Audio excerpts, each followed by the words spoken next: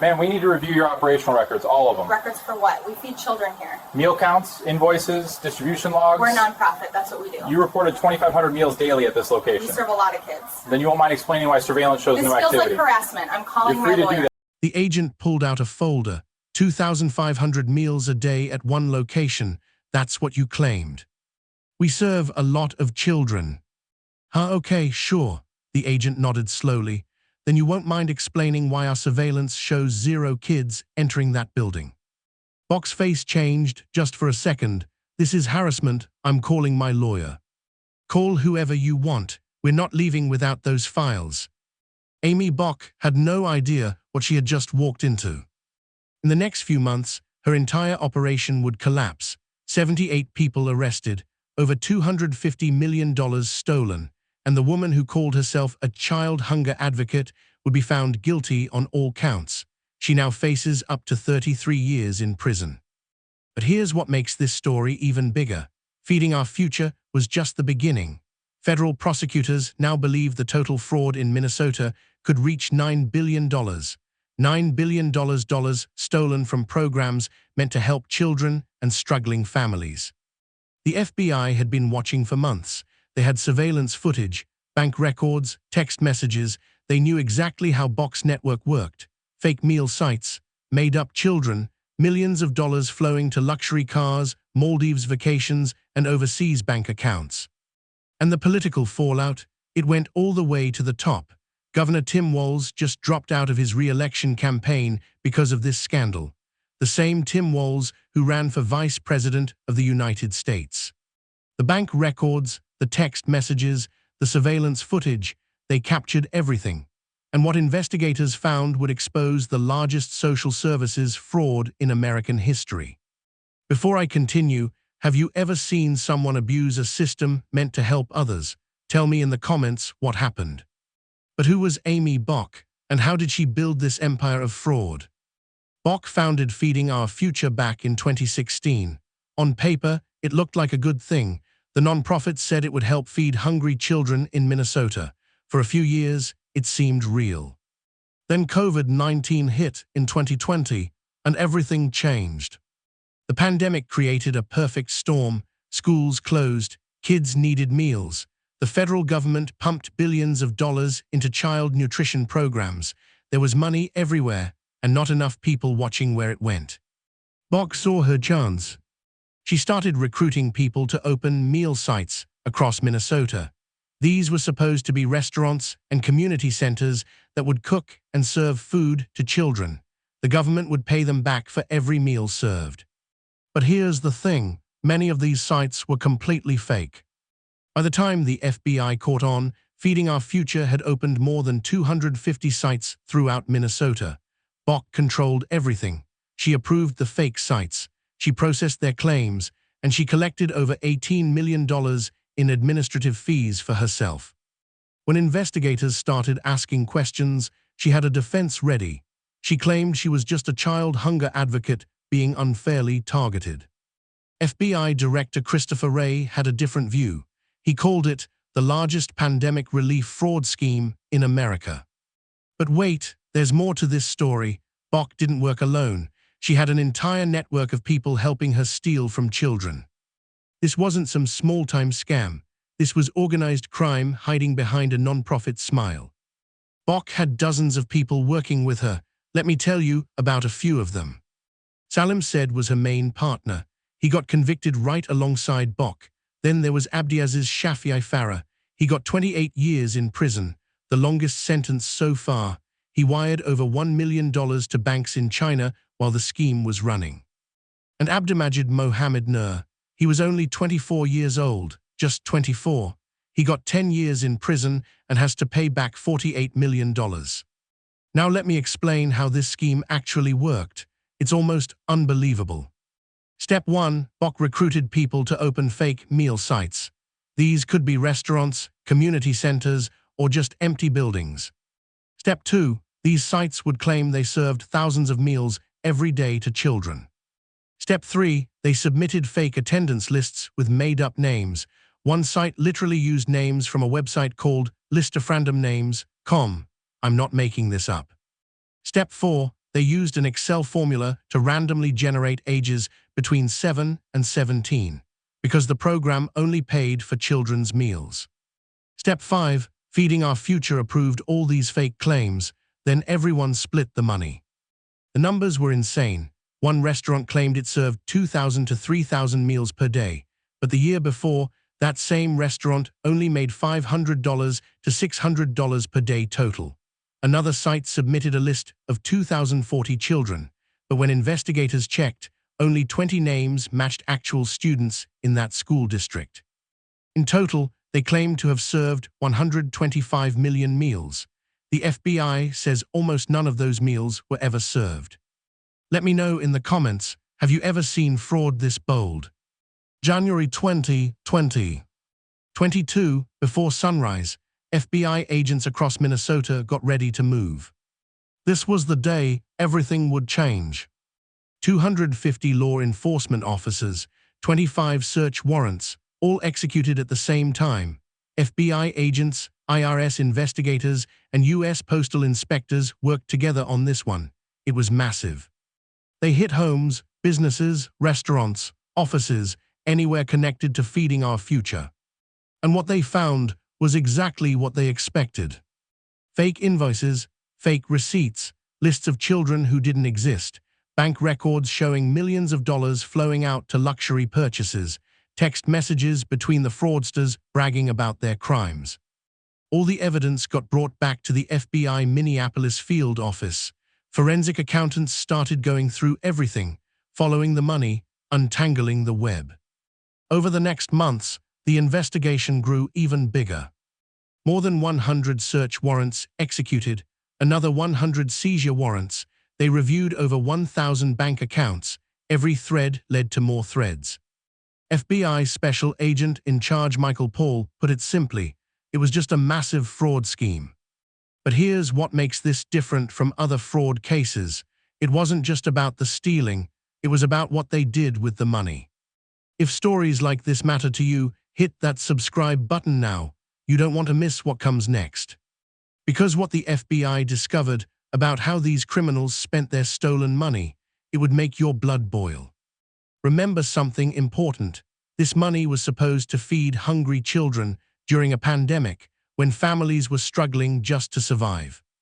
Now let me tell you what these criminals actually bought with it.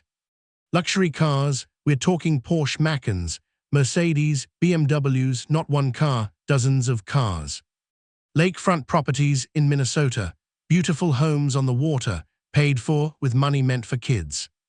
Coastal resort properties, vacation homes they could escape to. First-class plane tickets to Istanbul and Amsterdam, living the high life while children went hungry. And then there's the Maldives. Some of these defendants flew to the Maldives. They stayed at the Radisson Blu Resort, in overwater villas, with private pools. The FBI has video of them popping champagne at their private pool villa in July 2021. While Minnesota children needed food, these people were drinking champagne in paradise. The text messages tell the story even better. One defendant sent a text saying, "You are gonna be the richest 25-year-old inshallah. God willing," he wrote, like God was going to bless him for stealing from children. Another text showed a photo of a box. Inside, $270,000 in cash, just sitting in a box. But the money didn't just stay in America. Abdiaziz Farah made 6 separate wire transfers to banks in China, over $1 million total, between February and July 2021 alone. Nearly $3 million got transferred to accounts in Kenya. One text message talked about sending money to Mogadishu Bakara. That's a neighborhood in Somalia. Now let me tell you what the judge said to one of these criminals at sentencing. The defendant was Abdimajid Mohammed Nur. He was 24 years old. He used stolen money for luxury cars and that Maldives vacation. Judge Nancy Bracel looked at him and said, "Where others saw a crisis and rushed to help, you saw money and rushed to steal." She gave him 10 years in prison and ordered him to pay back $48 million. Abdiaziz Farah got 28 years. The judge called his crimes pure, unmitigated greed. Type justice in the comments if you think they deserve every year of those sentences. Now here's the question everyone was asking. How did this go on for so long? Why didn't anyone stop it sooner? This is where the story gets political, and this is where people start pointing fingers. The Minnesota Department of Education was supposed to watch these programs. They were supposed to catch fraud, and honestly, they tried. As early as 2020, they noticed something wasn't right with Feeding Our Future. The numbers looked strange. The claims seemed too high. In December 2020, they started denying applications from Feeding Our Future sites. In March 2021, they froze payments to 26 nonprofits connected to Box Network. They were doing their job. They were trying to stop the fraud. But then Amy Bock fought back, and she used a powerful weapon. She sued the state, and she accused them of racial discrimination. You see, most of the people running these fake meal sites were Somali American. When the state tried to investigate, Bock and her allies said it was racism. They said the state was targeting the Somali community. In April 2021, a judge ruled that the state acted too quickly in freezing payments. The freeze got lifted. The money started flowing again. The state auditor later found something important. The threat of legal consequences and negative media attention affected how the state made decisions. They were scared of being called racist.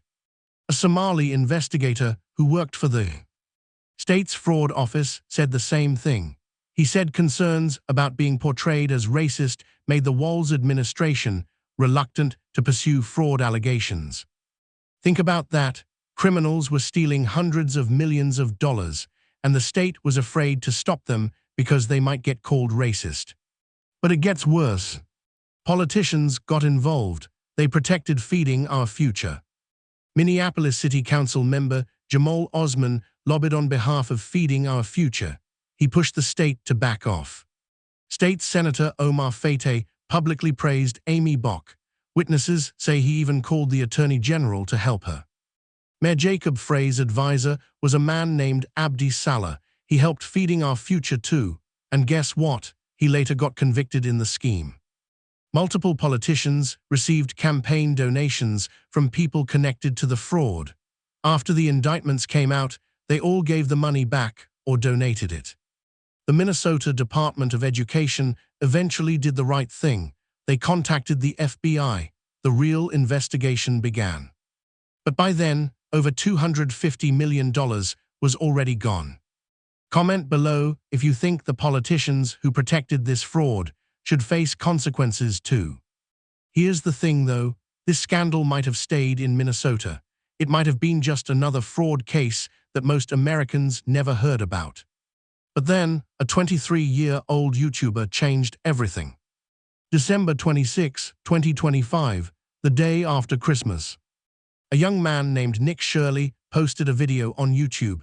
He was 23 years old. He used to make prank videos in high school. Now he called himself an independent journalist. His video would change the entire conversation about fraud in Minnesota. Shirley went to Minneapolis with a camera. He visited federally funded daycare centers. These places were supposed to be caring for children. They were getting government money for it. But when Shirley showed up, many of them looked empty. He found locked doors during hours when they should have been open, empty parking lots, no children anywhere. At one place called Quality Learning Center, he pointed at the sign and said, "They spelled learning wrong." The sign said Quality Learning Center, no letter N. He interviewed people who lived nearby. They said they never saw children at these facilities. The video exploded. Within days, it had over 135 million views on Twitter, more than 3 million views on YouTube. Everyone was sharing it. Elon Musk shared it. Vice President J.D. Vance shared it. Attorney General Pam Bondi shared it. Vance said Shirley had done far more useful journalism than any of the winners of the 2024 Pulitzer Prizes. Now there was controversy about the video. Some daycare centers said Shirley came outside their operating hours. One center said they open at noon, and Shirley showed up in the morning. Another shared security footage showing children being dropped off the same day Shirley visited and called the place empty. State inspectors visited 9 of the centers from the video. They said 8 of them were operating as expected with children present. So was Shirley right or wrong? The truth is complicated. Some of the specific centers he visited may have been legitimate, but the larger problem was very real. And the video did something important. It made millions of Americans pay attention to fraud that had been happening for years. If you want to keep learning about stories like this, make sure you subscribe. We're following this case closely. Within days of the video going viral, the federal government took action that would shake Minnesota to its core. The response was fast, and it was massive. FBI Director Kash Patel made a statement. "This is just the tip of a very large iceberg," he said. "We will continue to follow the money." The FBI sent additional agents and resources to Minnesota. This was now a top priority. The Department of Homeland Security launched its own investigation. Then came the money freeze. The Department of Health and Human Services froze $185 million in federal child care funding to Minnesota. The state couldn't access the money until it proved the funds were being used properly. But they didn't stop there. HHS then froze child care payments to all 50 states. Every state in America now had to prove their child care money was being spent legitimately before getting more funds. The USDA suspended financial awards to Minnesota and Minneapolis. The Small Business Administration suspended $430 million to investigate suspected fraud. President Trump called Minnesota a hub of fraudulent money laundering activity.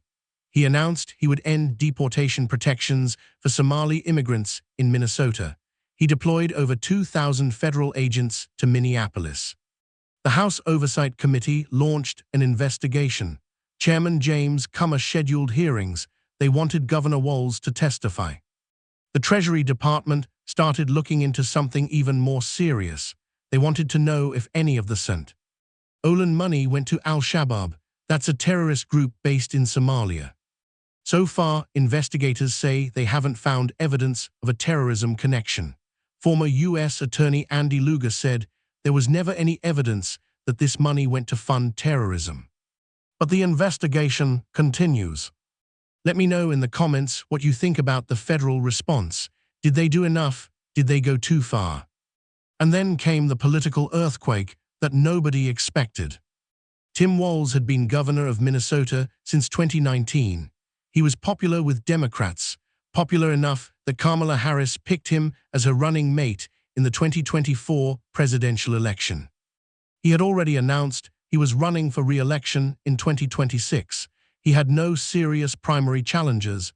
Everything seemed fine. Then the fraud scandal caught up with him. The Washington Post editorial board accused Walz of refusing to take accountability. His approval rating dropped to its lowest point since he became governor. Minnesota Republicans called for him to resign. They said the fraud happened on his watch. They said his administration was too afraid of racism accusations to stop the criminals. The House Republicans launched a probe into how Walz handled the fraud cases. Then reporters found something else. Walz had received nearly $10,000 in campaign donations from people connected to Somali-run daycare centers. He gave the money back after this became public. Walz tried to defend himself. He created an anti-fraud task force.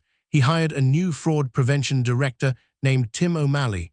He disputed the $9 billion fraud estimate. He also went on offense.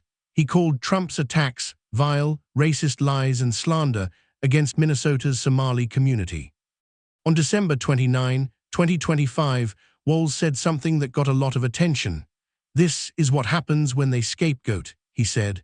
"This is what then happens when they no longer hide the idea of white supremacy." But it wasn't enough. January 5, 2026, Tim Walz made a surprise announcement. He was dropping out of the governor's race. He would not seek a third term. "Every minute I spend defending my own political interests," he said, "would be a minute I can't spend defending the people of Minnesota against the criminals who prey on our generosity and the cynics who prey on our differences." It was over. The same man who almost became vice president was now a political casualty of this fraud scandal. Senator Amy Klobuchar started thinking about running for governor. The political landscape of Minnesota changed overnight. But wait until you hear what happened to Amy Bock and her co-conspirators. March 19, 2025. After a 6-week trial, the jury came back with their verdict. Amy Bock, guilty on all counts. Wire fraud, conspiracy to commit wire fraud, bribery, guilty on everything. The jury only needed 5 hours to decide. They didn't believe her defense. They saw through her child hunger advocate act. She now faces up to 33 years in prison. She's still waiting for her sentencing date. But the punishment has already started. In December 2025, a judge ordered Bock to give up $5.2 million. They took her 2013 Porsche. They seized $3.7 million from her bank accounts. They took luxury goods found in her home. Her co-defendant Salem said was convicted too. Same day, same verdict, guilty on all counts. And the numbers keep growing. 78 defendants have been charged in the Feeding Our Future case alone. 62 have been convicted or pled guilty so far. 7 were found guilty at trial. Sentences range from years to decades in prison. The government has recovered $50 million from 60 bank accounts. They've seized 45 pieces of property, numerous vehicles, electronics, luxury items. And there's more coming. Investigations continue into housing fraud, autism services fraud, and substance abuse program fraud. 14 high-risk Medicaid programs are under audit. Recently, Amy Bock did an interview from custody. She said, "I wish I could go back and do things differently." Too late for that. This case isn't just about one woman or one nonprofit. It's about a system that failed. Federal prosecutors estimate the total fraud in Minnesota could reach $9 billion. That's not a typo, billion with a B. Why did this happen? COVID-era programs had low barriers to entry. It was too easy to sign up. Oversight agencies were understaffed and overwhelmed. Fear of racism accusations stopped people from investigating. Political connections protected the criminals. What's changing now? The federal government now requires photo evidence and receipts for child care payments. All 50 states face stricter verification requirements. The lesson is simple: good intentions don't prevent fraud, oversight does. So let me ask you, do we let fear of being called racist stop us from investigating crimes? Do we hold politicians accountable when massive fraud happens on their watch? Do we protect taxpayer money meant for children, or do we let criminals steal it while kids go hungry?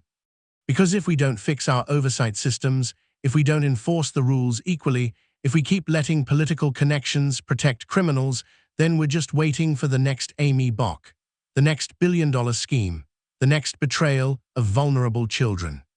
Comment below if you believe everyone involved should face maximum sentences, and if you think the politicians who looked away should answer for it too. If you think stories like this matter, hit that subscribe button.